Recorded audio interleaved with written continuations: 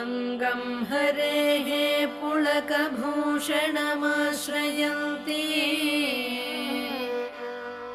भृङ्गाङ्गनेव मुकुलाभरणं तमालम् अङ्गीकृताखिलविभूतिरपाङ्गलीला माङ्गल्यदास्तु मम मङ्गलदेवतायाः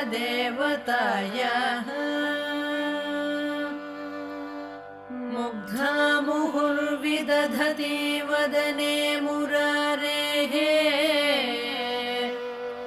प्रेमत्रपा प्रणिहितानि गतागतानि